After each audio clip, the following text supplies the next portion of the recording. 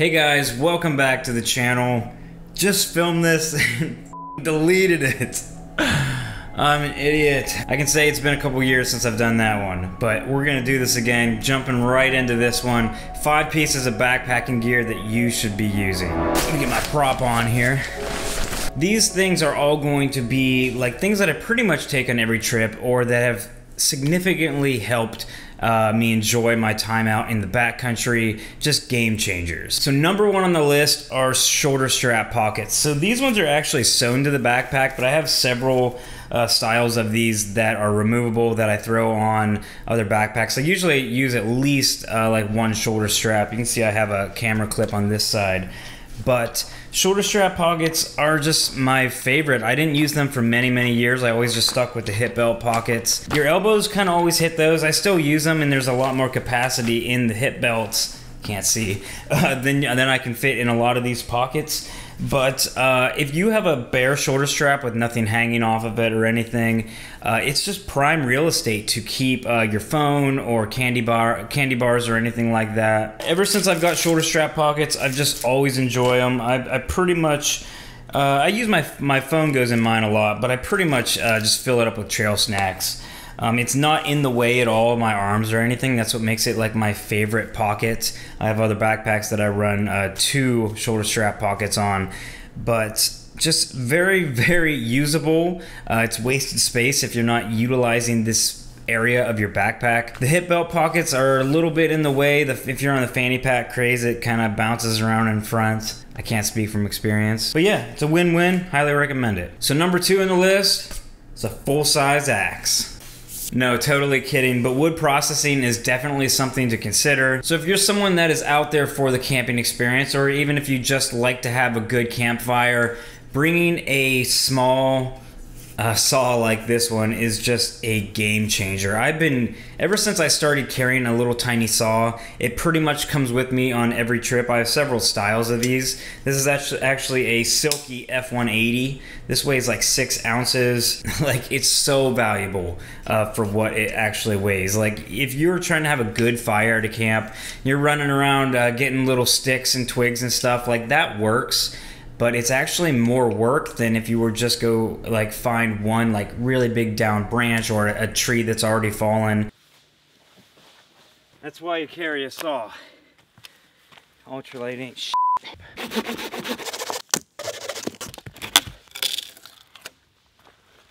Just keep my firewood under my bench.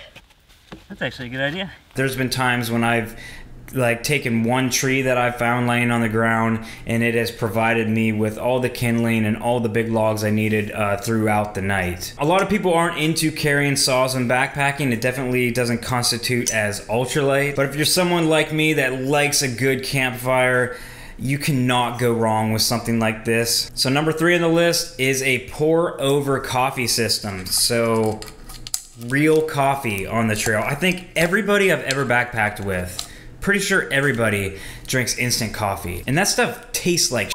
I literally cannot stand it. This is the GSI Java Drip, so it's a coffee filter. You can put your grounds right in there. I prefer to put a coffee filter inside this.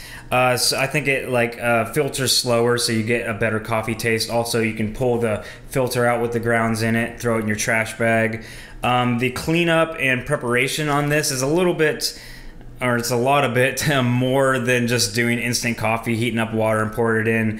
Obviously, this thing's gonna be all wet and nasty, so I just make sure I always keep a Ziploc bag that this can go in by itself.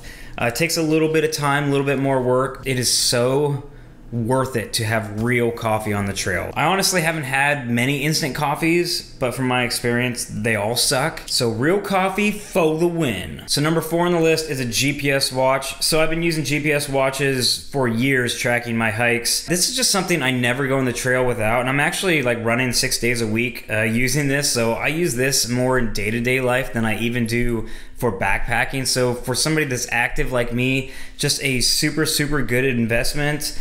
This has tons of features. Like I said, I track my hikes, which enables me to look at all the stats and everything when I get home, which is really cool. But it also has features like a barometer. It's got a thermometer, so I hang it in my tent at night. I always wake up and want to know what the temperature. It's got an altimeter, so it's really cool to be able to see all the stats while I'm hiking, see how much elevation I've done for the day and whatnot. So something to look for with GPS watches is battery life. Some of them aren't that great. This is actually a Coros Pace watch. I'm actually an ambassador for Coros, so shameless plug. It's not why it's in the video though, it's literally something that I think everybody should backpack with. I don't see a lot of people out there tracking their hikes on watches. A lot of people are using their phone, which works, but phones die really quick. Also, there's so many other things you should save your phone battery for. This battery just lasts forever. I made a video on this actually, so I'm gonna link that up above if you guys want to check this out. These watches are amazing. Coros is known for their battery life. So I'm gonna put a link down below if you guys want to check these out. You use my code, I think it's Coros-Newbold. Put that promotion code in the website, you get like 10% off and like a free t-shirt or a free accessory of your choice or something. I hate touching my phone on hikes. Like, I hate pissing around. You gotta take your gloves off and you gotta get it out. Everything's on your wrist. I customize the screen so I can see everything that I want to see, all the stats I want to see, so I don't even have to turn it on. It's just right there. I can access anything else with gloves on, unlike on a phone. Just love the GPS tracking watches. And number 5 on the list, trekking poles. So this is an expensive one. I don't know if I recommend this one anymore. You can get trekking poles for 20 bucks. This one's actually like 200 a pair. I broke the other one, so I only have one right now. But trekking poles, they're so worth carrying. There's a big stigma that they're not worth it. They're just dumb looking. They don't do anything. But your arms are not doing anything when you're hiking, so put them to work, help out your legs carry that load. I'm not gonna go too in depth on trekking poles because I made a whole video on my opinions of why I think everybody should be using them. I'm gonna link that up above here. But yeah, trekking poles are awesome. They're not super expensive. I don't use them all the time in my videos, if you notice, because I'm always carrying like tripods and doing camera work and stuff. So it's one of those things that if I didn't film on YouTube, I would use these on every single hike. I don't bring them if there's like not a lot of elevation or if it's a short hike, but anything that's like super hilly, if I know there's gonna be just a ton of vert, any large amount of climbing, your legs will thank you if you jump on the trekking pole train. So that's it for the video. Comment down below anything you guys think is just a game changer. So these were all like game changer things that I bring on mostly every trip that really enhance my backpacking experience. If you guys have any of those you want to share with everybody, put them in the comments below. Genuinely interested to see what you guys are going to say on that one. So subscribe down below if you like this video. If you want to see more stuff in the future, hit that like button. And yeah, I think that about does it. So once again, thank you guys so much for watching, and I'll see you on the next one. Somebody gave me, and I needed a... That's funny. Yeah. Ruining all my shots.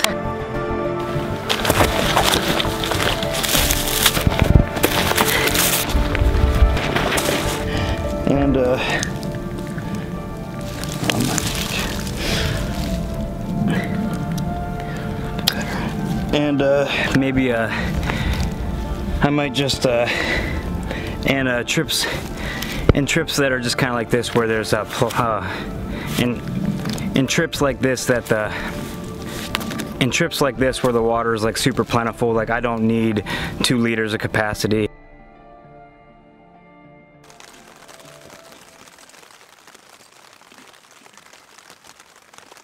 Damn, I got my junk hanging out. Why didn't you tell me?